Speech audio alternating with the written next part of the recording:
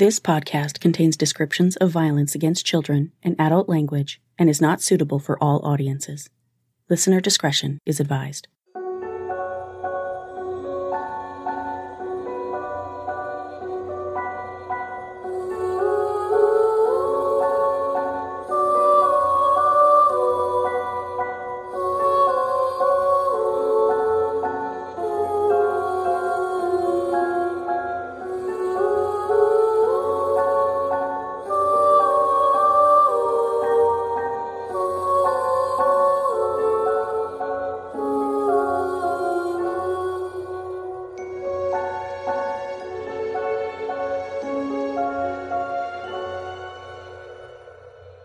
Hi, everyone, and welcome to Suffer the Little Children, the true crime podcast giving voices back to the victims of child abuse and shining a harsh spotlight on the parents, guardians, and caretakers who silenced them.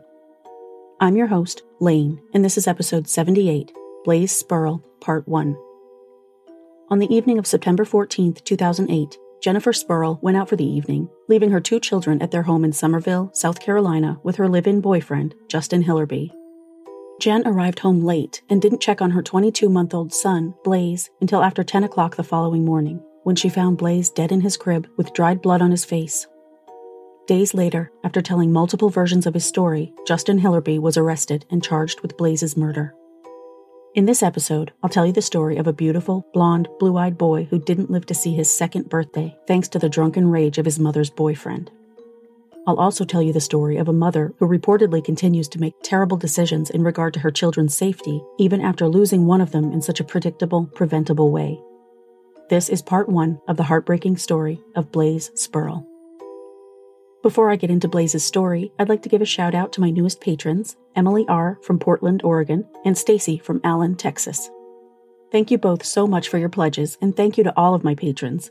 As I've said before, my goal is to devote myself full-time to Suffer the Little Children on a permanent basis.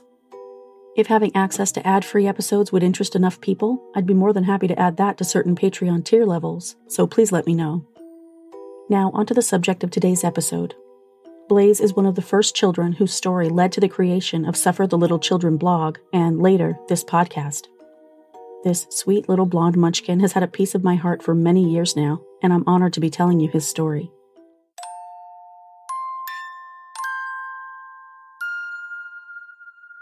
Jennifer Elizabeth Spoerl was born on March 25, 1980, and grew up in Hopatcong, New Jersey, where she attended Hopatcong High School. When she was 20, she gave birth to her first child, Serena. Although Jenn later told people that Serena's father died of cancer, it's unclear who he was. When Jenn was about 25, her parents, Leonard and Sharon Sperle, decided to move from New Jersey to South Carolina. According to a childhood friend of Jenn's, although she was old enough to live on her own, she had no choice but to move along with her family. After 3 DUI convictions within a year, as well as a charge of assaulting an officer, Jenn wouldn't get her driver's license back for over a decade. Jenn's alcohol abuse has played a very large part throughout her adulthood, as you'll hear all the way through this episode.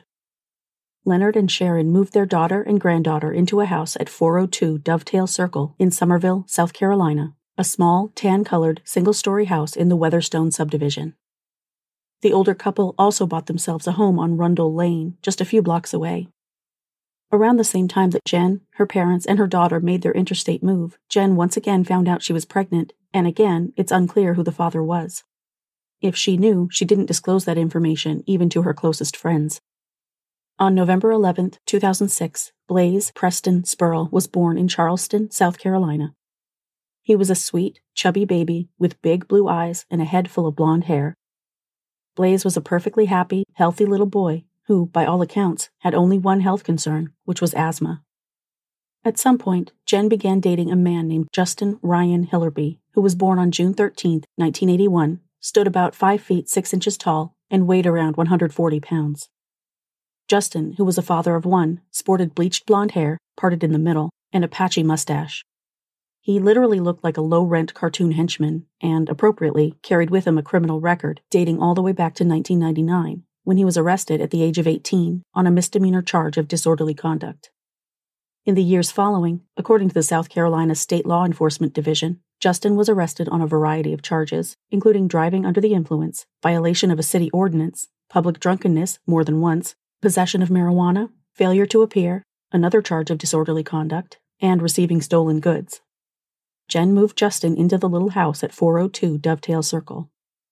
By the fall of 2008, the house was home to 28-year-old Jenn, 27-year-old Justin, 8-year-old Serena, 22-month-old Blaise, and Jenn's two roommates, 24-year-old Brandy Lynn Myhill and 26-year-old Eric Allen Riggins, a couple who rented a room in the house.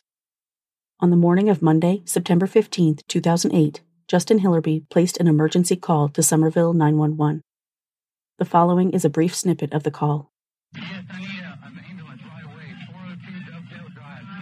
He's bleeding, his face is bleeding, he's not moving, he's hard at the run. Although the rest of the audio is unavailable, some of the call was transcribed in news articles about the case. Justin continued, "He's fucking dead." When the operator asked who the patient was, Justin said, "It's my stepson. He's 2 years old. He's almost 2 years old. 402 Dovetail Drive." The operator asked if the baby fell, and Justin replied, "He's in his crib. He's in his crib. He's got blood all over his face." It was approximately 10:40 a.m. when Justin made the 911 call to report that his girlfriend's toddler son was dead in his crib, covered in blood, cold and stiff, and well beyond rescue. When police arrived at the scene, they found Jenn outside, crying hysterically, flanked by Justin on one side and her father, Leonard Spoerl, on the other. When asked if Blaise had any health issues, both Jennifer and Justin mentioned he suffered from chronic asthma, for which he was receiving treatment. From the very start of the investigation, it was clear to detectives that Blaise's death was suspicious, to say the least. A lot of that had to do with Justin's ever-evolving story. When initially interviewed, Justin denied ever hitting Blaise and suggested the baby's injuries occurred when he might have fallen down the previous day during the family's visit to the nearby Weatherstone community swimming pool. Justin told police that later that evening, after Jenn left to spend the evening out with friends, he put Blaise in his high chair to feed him dinner, but the baby seemed listless and fell asleep sitting in the high chair, so Justin put him to bed. The next morning, Jennifer found Blaise dead in his crib. Other accounts of the family's trip to the pool were less innocuous than Justin made it seem. According to court documents, Jenn and Justin were accompanied by friends, and the adults were drinking and listening to music while essentially ignoring the children, including 8-year-old Serena and little Blaise. Witnesses reported Blaise, who wasn't wearing a life jacket or any kind of flotation device, fell repeatedly into the pool, requiring other swimmers to rescue him.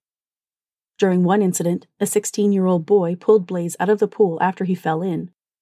Several witnesses overheard Justin tell the teenager, "You should have just left him in there." Afterward, Justin was seen yanking Blaise's arm. He was also overheard yelling at Blaise, calling the baby a pussy, and telling him to suck it up and stand in the corner because nobody cares about you. Witnesses also reported overhearing Jenn and Justin having an argument while poolside. Jenn told police Blaise fell into the water while she was busy packing a cooler with beer, drinks, and Jell-O. She later told the Post and Courier, "It was a normal day. We spent the day at the pool. We ate dinner, put him to bed, and when we woke up, he had already passed." She told the newspaper she wondered if he might have had water in his lungs. There was no mention in the article of what she was actually doing that night while Justin was home, supposedly caring for the kids. According to witnesses and trial testimony, after the group spent several hours at the pool, they returned home, where Justin received a call from a friend inviting him out for the evening. Jenn intercepted, insisting it was her turn to go out, since Justin had gone out the night before. Jenn already had plans to go out drinking with friends that evening, so she left the house between 6 and 7 p.m., leaving her 2 children home with Justin. After Jenn left, Justin proceeded to drink himself stupid. Serena went to bed around 8 p.m. The couple's roommate, Brandy, told police that when she and Eric arrived home around 9 that evening, they saw Blaise crying in the corner of the living room and asked what was wrong with him. Justin said the toddler was in timeout for knocking over his beer. Brandy and Eric retired to their bedroom and spent the rest of the evening watching TV before going to sleep. Justin later repeated that story in his second statement to police. He also added a few more details, telling officers that at some point during the evening, he hit Blaise in the head with his knee hard enough that it knocked the child headfirst to the floor. While Blaise lay on the floor, moaning in pain, Justin told him to walk it off. Justin also told police that later he found Blaise stumbling around the house like a zombie and put him in his high chair with some pizza to eat. However, he explained, Blaise couldn't seem to control his head. It flopped back and forth as if he had no muscle control. Justin told police he took Blaise out of the high chair and carried the boy to bed, slamming Blaise's head, intentionally or not, against a door frame and then on his crib before tucking the baby in for the night. In Justin's third and final statement to police, he said that after Blaise spilled his beer, he smacked the baby, open-handed, a couple of times, which knocked Blaise to the ground, causing him to hit his head on the floor. After this, Justin said, Blaise appeared sleepy, so Justin put him to bed. The rest of the events of that evening and the following morning appear undisputed. Jenn arrived home at about 1:40 a.m., intoxicated, to find Justin asleep on the couch. She said she went into her bedroom and looked at Blaise on the baby monitor, but did not go into his bedroom. She then apparently let herself into Brandy and Eric's bedroom with a key in order to start a drunken argument about their portion of the rent being late. She soon went to bed with Justin, still without checking on Blaise. That part has always haunted me. If she had looked in on the baby, is it possible he could have been saved? If he had lived, Blaise would be turning 15 in November. Instead, he will forever remain a baby who only celebrated a single birthday during the span of his tragically short life. The next morning, Jenn awoke around 6:15 to help Serena get ready for school. After Serena left, Jenn went back to bed, yet again not checking on her baby. Around 10:30 a.m., Blaise had failed to awaken to the sounds of the house coming to life around him. When she opened the door to Blaise's room, Justin told her to let the baby sleep and to leave the door open so he'd wake up on his own. As Jenn turned to leave the room, she glanced into the crib and noticed something on Blaise's face, so she took a closer look. What Jenn found in the crib was every mother's worst nightmare. Instead of a cooing toddler with rosy cheeks and mussed hair and warm, grabbing hands, Blaise lay motionless and silent on his back, his face bruised and crusted with blood, his tiny body stiff, his skin cold and colorless, lying near a pool of blood. The rambunctious little blond boy with the big blue eyes and the contagious smile would never again reach for his mommy to lift him out of his crib. He would never again play with his sister, or hug his grandma and grandpa, or eat pizza, or swim in the pool. According to the police report, Leonard Spoerl was cutting his grass when his wife, Sharon, told him their daughter, Jennifer, had just called, screaming incoherently. Leonard immediately got in his truck and drove over to Jenn's house to find out what was wrong. When he walked into the house, Jenn screamed, "He's dead." When Leonard asked who she meant, Jenn replied, "Blaise." Leonard entered the baby's room, and when he touched his grandson, he knew immediately that Blaise was gone. He was walking out of his grandson's bedroom when Summerville police officers arrived on the scene. When Officer Workman of the Summerville Police Department arrived, fire department medics were already present. Detective Sergeant S. Williams soon arrived and took over the scene before the arrival of several other officers, as well as George Oliver, the Berkeley County coroner, who pronounced 22-month-old Blaise Preston Sperle dead at the scene.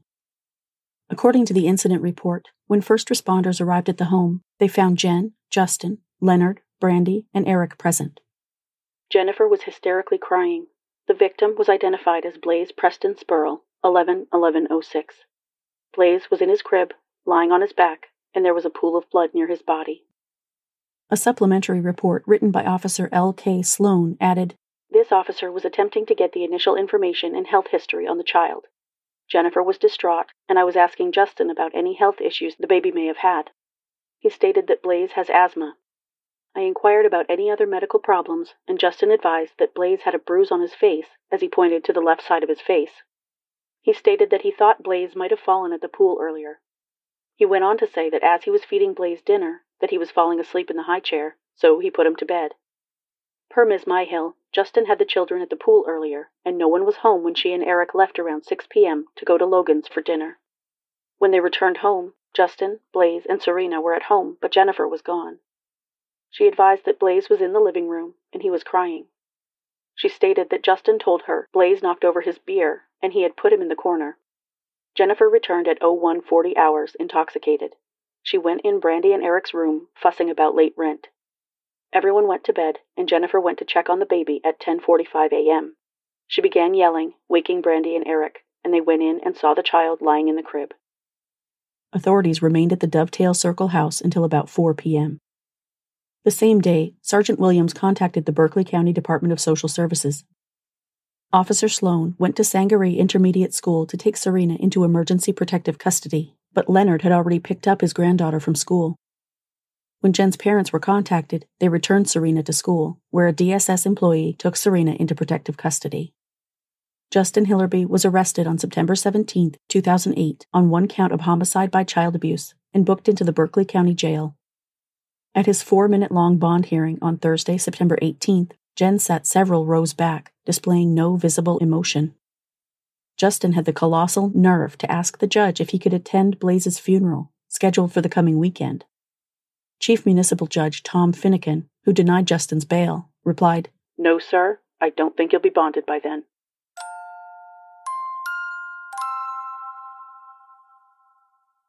In a recorded phone call from jail after Justin's arrest, Jenn asked her boyfriend what happened. Justin replied, "Baby, I smacked him. I didn't smack him that hard, but when he hit the floor is when, I guess, it started. And I didn't notice it because I was drunk, I guess. And I put him on the futon." Court documents later stated, on the same call, Justin told Jennifer his third statement to law enforcement, the statement admitting intentional strikes all over Blaise's head, was true. Justin applied for representation by a public defender, stating on his application that he was self-employed, earned $300 to $650 a month, and paid $600 a month in child support for his son. He also wrote on the application, "My van was sold for child support." His case was assigned to the Berkeley County Public Defender's Office. About a month later, the court received notice that Justin had retained attorney Michael Bosnack as his counsel, who was evidently paid for by Justin's mother, Vicki Williams. At one point, Jenn spoke briefly with reporters. Accidents happen every day. Toddlers fall. I don't know exactly anything about it. The police won't release anything to me. I trust that everything was done the way I would have done it if I was home. Blaise's funeral took place at 11 a.m. on Saturday, September 20th, 2008, after which he was laid to rest in the Summerville Cemetery. A week to the day after her son's death, Jenn filed with Berkeley County Court to have her roommates, Brandy and Eric, evicted from her home. On September 24th, Jennifer Elizabeth Sperle was arrested on one count of unlawful neglect of a child. She faced 10 years in prison. Her arrest affidavit said she did place the victim at unreasonable risk of harm. She was released on a $20,000 surety bond 2 days later.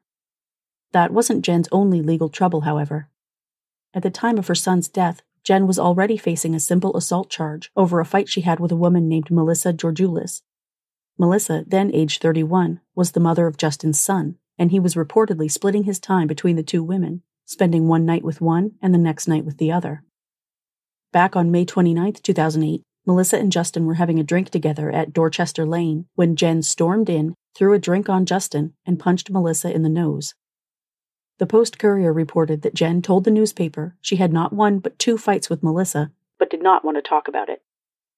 2 days after Blaise's death, Melissa filed another complaint with the Summerville police, saying Jenn made harassing calls to her on that day. Jenn's toddler son had just died. Her boyfriend was accused of his murder. It was still unclear if she would face charges, and she kept herself busy by pestering her trash bag boyfriend's side piece by phone. Well, they do say everyone grieves differently. Melissa described Justin to the Post and Courier as violent when he drank. She also said Justin spent the night with her on September 13th, which was the night before the fateful family pool outing. She later testified that Justin tried to rekindle their relationship that night, and after she rebuffed his advances, he left her home upset the following morning. Jenn says the media is making him look bad, and the police are making him look bad. Well, you know what? He is bad. Melissa's testimony would later be used to establish the fact that Hillerby's affections had already shifted away from mother and back to Georgioulis, the mother of his child, before he agreed to babysit victim and sister. This shift in Justin's mindset, prosecutors alleged, contributed to Justin's callous violence toward Blaise. According to Berkeley County Coroner Glenn Rode, the autopsy revealed that Blaise's manner of death was homicide caused by blunt force trauma to the head. This 22-month-old baby suffered 23 blows to the head and face. In December of 2008, Justin was indicted on his charges. In January of 2009, Judge Christy Lee Harrington set his bond at $500,000.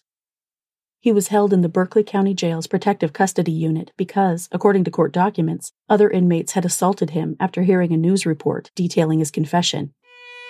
Do you hear it? The world's smallest violin? After Mr. Bosnack heard the recording of Justin's jail phone call to Jenn, He advised Justin and his mother, Vicki Williams, that they should attempt to cut a plea deal with the state. The attorney later said that Vicki responded, "I didn't pay you to plead this case. We paid you to take this case to go to trial, and we want a trial."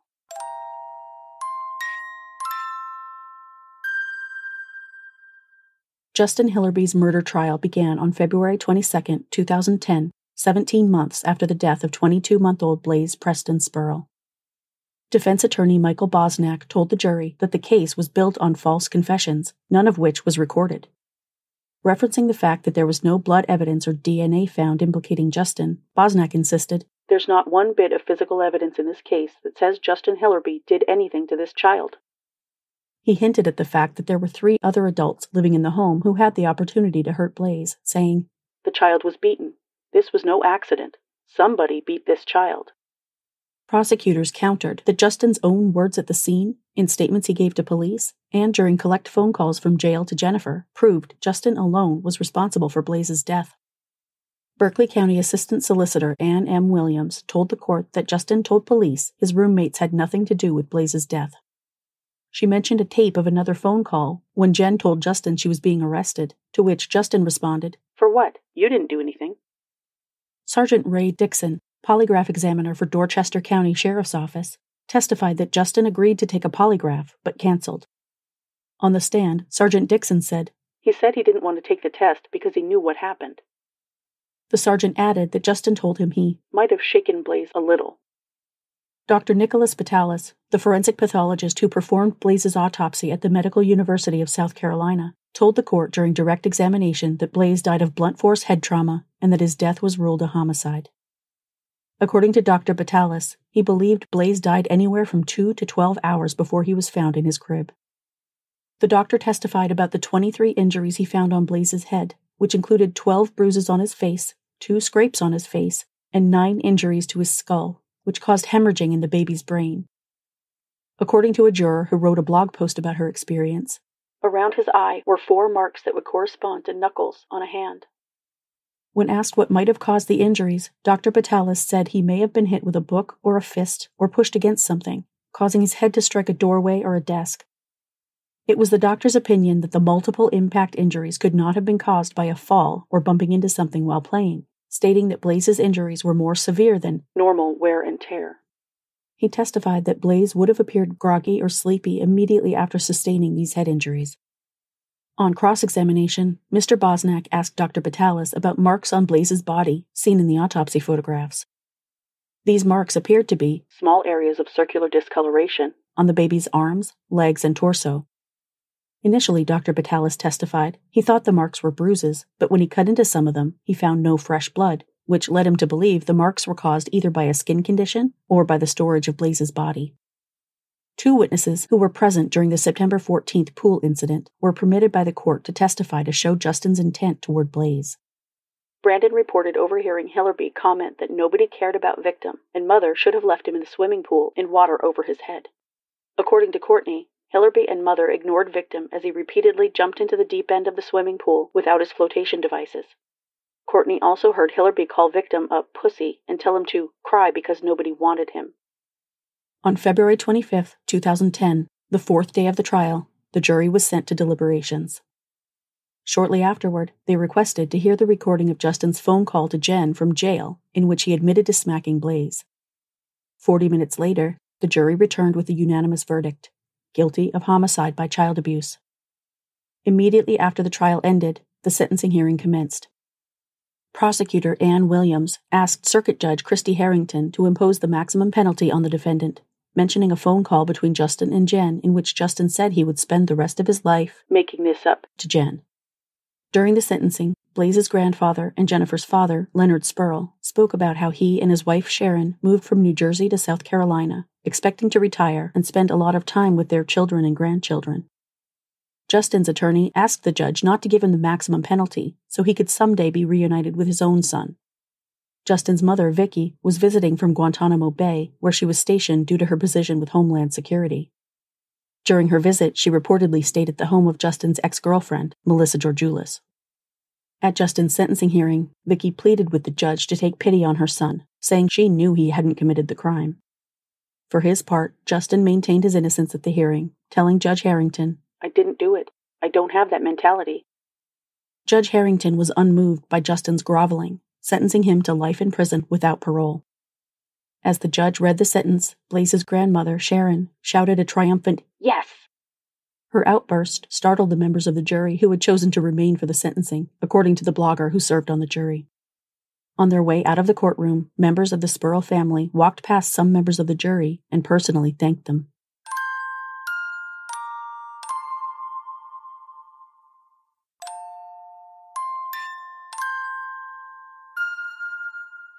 Justin filed his direct appeal immediately after his conviction, and in July of 2013, the South Carolina Court of Appeals affirmed his conviction and his sentence. 2 months later, Justin and his appeals attorney, Jeremy A. Thompson, Esquire, filed an application for post-conviction relief, alleging ineffective assistance of counsel.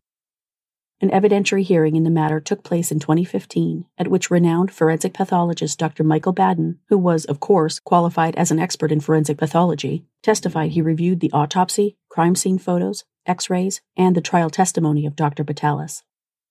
Dr. Baden agreed with Dr. Batalis that Blaise died due to multiple blunt force injuries to the head. However, in his opinion, the multiple small injuries all over Blaise's body were not likely inflicted by an adult. He said in his experience, injuries like these were not caused by adults, attributing such a pattern instead to a sibling rivalry death. Dr. Baden suggested the injuries could have been caused by Blaise being poked by the handle of a paint roller found near his crib. However, no DNA testing was done on the paint roller, and Serena had never once exhibited an ounce of aggression toward her baby brother. Dr. Baden admitted to the court that he did not perform an autopsy on Blaise, did not read the entire trial transcript, and did not speak to Dr. Batalis prior to the court hearing. He also admitted that if Blaise's injuries were caused by the paint roller, the weapon could have been wielded by an adult. He had simply never seen such injuries caused by an adult in his experience. As part of the appeal process, private investigator Ray Nash was hired to investigate the qualifications of Dr. Nicholas Batalis, as Justin and his attorney felt the pathologist was not qualified to perform an autopsy in such a case. However, Ray Nash found, according to court documents, that Dr. Batalis was certified by the American Board of Pathology, was certified as a forensic pathologist in 2008, was certified in anatomic pathology in 2007, and was certified in clinical pathology. In his ineffective assistance of counsel claim, Justin said he had only met with his trial attorney for a total of 5 hours before going to trial, and had a hard time getting in touch with Mr. Bosnack, who he said ignored his possible defense that a third party had entered the house and killed Blaise that night. According to Justin and his mother, who also testified at the post-conviction relief, or PCR, hearing, they were under the impression that multiple experts would be consulted and called to testify at trial. Justin testified that on the night of Blaise's death, Serena was also present in the home, and there were times when she could have been alone with her baby brother. Michael Bosnack testified that he had consulted with experts, including Dr. Betsy Gibbs, a child abuse expert in charge of the Children's Medical Assessment Center at the Medical University of South Carolina. Mr. Bosnack said he did not call Dr. Gibbs to testify because her testimony would have hurt their case, as Dr. Gibbs concluded she believed Justin did kill Blaise. As for the third-party theory, Justin tried to claim the real killer was a man who had come to the house about a month before Blaise's death and refused to leave. He said Brandy had let the man into the home after Eric took her phone, so the two men got into a scuffle, at which point Justin asked the man to leave. He added that Jenn believed the man was involved with drugs and didn't want him in the house. According to court documents, Justin claimed the altercation escalated with the man running from the home with a knife after cutting the phone lines and scuffling with Ms. Sperle. This individual never returned to the home, had no relationship with Ms. Sperle, her children, or the defendant, and was never mentioned by anyone who was present during the evening that the victim was murdered. The state countered this mysterious man theory by saying, the facts support only that a drug-using friend of Ms. Sperle's roommates came to Ms. Sperle's house once and had an altercation with Ms. Spoerl and Mr. Riggins. This evidence can have no other effect than to cast a bare suspicion upon a third party that has no evidentiary connection to this crime. There is absolutely no evidence connecting this third party to this crime. The evidence offered is not inconsistent with the defendant's guilt. It merely raises the interference of suspicion on another without any evidence of such. Justin's application for post-conviction relief was denied, after which he sought a writ of certiorari, which was basically a request to have the PCR court's decision reviewed. Ultimately, in August of 2020, the South Carolina Court of Appeals affirmed the PCR court's denial of relief, once again affirming Justin's conviction. Justin Ryan Hillerby, now 40 years old, is currently serving his life sentence at the Broad River Correctional Institute in Columbia, South Carolina. He has spent some of his time as an inmate working as a construction trainee, a food service aide, and ward keeper assistant. He's had various disciplinary sanctions over the years for infractions such as possessing a marijuana vape pen, several attempts to possess a cell phone, and possession of unspecified contraband.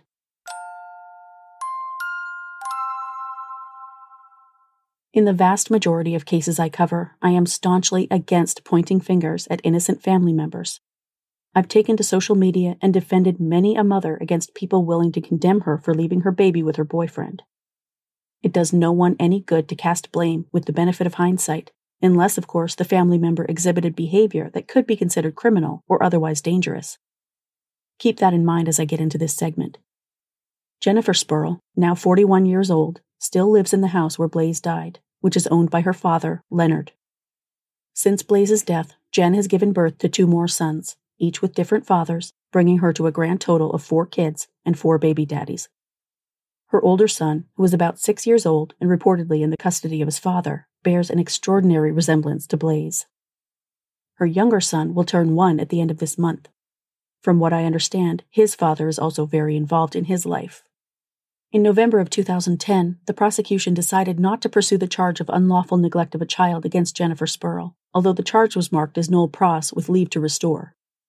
This means the prosecution could pursue the charge at any time if they chose to. Interestingly, South Carolina is unlike many other states in that there is no statute of limitation on any criminal charges, whether felony or misdemeanor. Since I originally covered Blaise's story on the blog in November of 2019, I've received an unusual number of emails and comments from readers, some of whom were quick to defend Jenn, while others were more than happy to share less than flattering details of their interactions with her. In January of this year, I received an email from a woman named Mandy, who wrote, "I read your story about Blaise P. Spoerl. I know Jenn very well. This is my friend you are writing about. Her pain, her regrets, and now her trauma that will never go away. She has changed her life so much to be a better person, mom, and friend. I hate seeing her painted in this light. At best, you guessed at a lot of the false content you published." When I replied and pointed out that the sources I used were news articles, court documents, and former friends of Jenn's, she replied, "Your article was horrible. You used these inflammatory words to paint a grieving mother in a negative light to make your poorly written story sound better. Go straight to hell. Your work is shit, and it's not based on factual information." 2 months later, I received a comment on the blog post from someone who believed themselves to be anonymous, writing, "Fuck this blog and fuck the person who wrote this trash. This is not an accurate account of what happened. It's people like this woman that created this page that perpetuate drama out of other people's grief. Burn in hell." I guess I struck a nerve with some of Jenn's defenders. I've never been wished eternal damnation by this many people over any other story. Suffice it to say that I don't make up a single detail I report in any of the stories I cover, and I always source my information at the end of each episode or blog post. My allegiance is to the children, and that means telling their stories as accurately as possible, even if it involves reporting information some would rather sweep under the rug. On that note, allow me to share some such information, which I'm sure Jennifer Spoerl and her die-hard supporters would rather the public not hear about. The neglect charge was far from the last of Jenn's legal problems, and her alcohol abuse would repeatedly cast her in a terrible light. In December of 2018, police found her passed out behind the wheel of her Ford Explorer with an open container of alcohol and the engine running. When confronted by police, Jenn attacked the officer. She was arrested and charged with driving under the influence, driving with an open container, and assaulting a police officer while resisting arrest. The same night, she was released on a personal recognizance bond. She's due in court on October 21, 2021 for those charges. In October of 2019, Jenn was arrested after a bar fight and charged with third-degree assault. From what I could discern, that charge is also pending. Recently, I received information from no fewer than 3 independent sources that really highlights Jenn's apparent inability to care for her young children, and it's that inability that spurs me to report this information. I am truly worried for the safety of her children.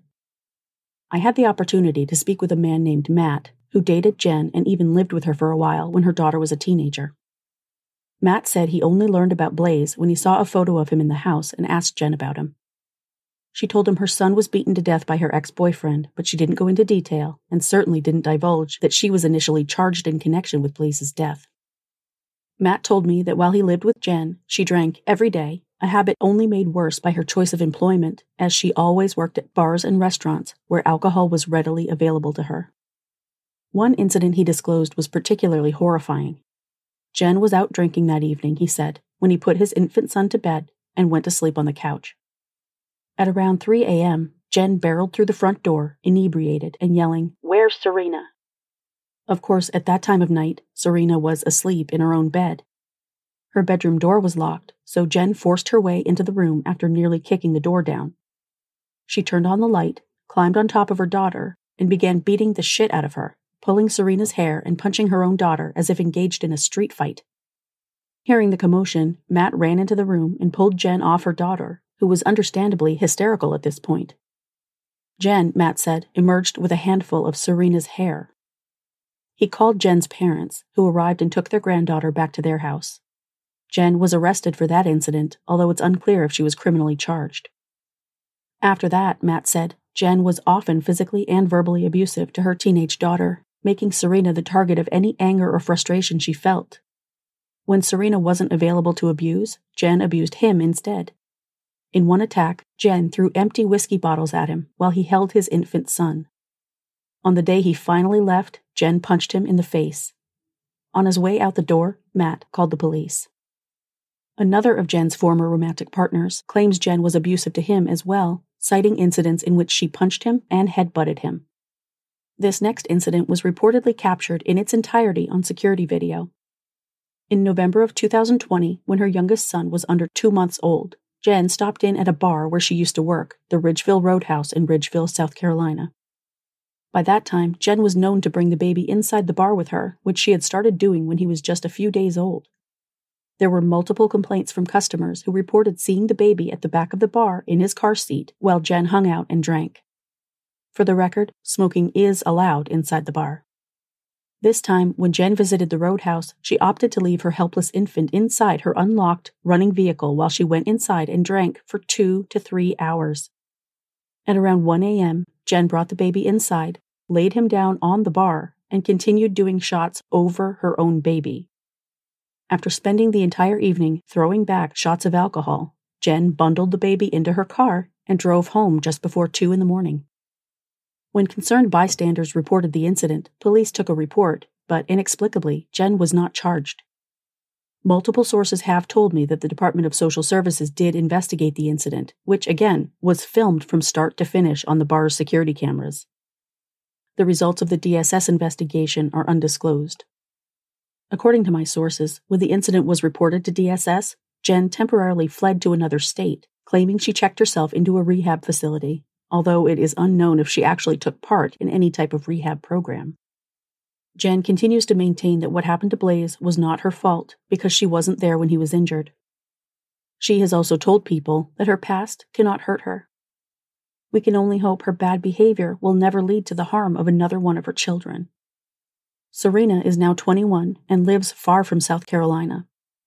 Sources close to Jenn told me Serena severed ties with her mother for a while, but reportedly she is speaking with Jenn again and was even present for the birth of her youngest brother last year. Jenn's mother, Sharon Ann Spoerl, died on March 8, 2021, at the age of 73. Her obituary said that Sharon, who was born in Youngstown, Ohio on September 25, 1947, loved bingo and was a stage 4 cancer survivor. It mentioned that she was survived by her husband Leonard, her children Christian, Alan, Jennifer, and Patrick, and 12 grandchildren, and that she was predeceased by her parents, 2 brothers, and 2 sisters. Blaise was not mentioned.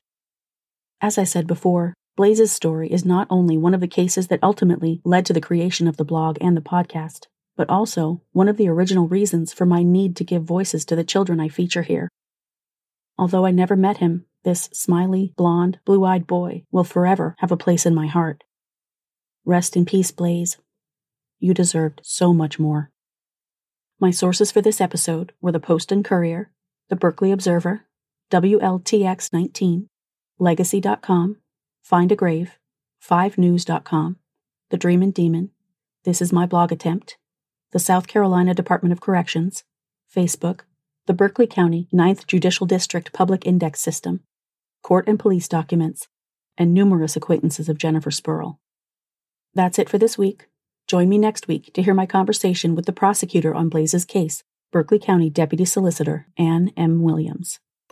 If you like the show, please follow or subscribe to Suffer the Little Children on Apple Podcasts, Google Podcasts, Spotify, Pandora, iHeartRadio, Stitcher, or your favorite podcast listening app. And please leave me a 5-star rating and a positive review on your favorite podcast platform. You can also subscribe on YouTube by searching Suffer the Little Children Podcast. Visit the website at sufferthelittlechildrenpod.com, where you can listen to episodes or become a patron for rewards ranging from a shout-out by name on the show to exclusive gifts.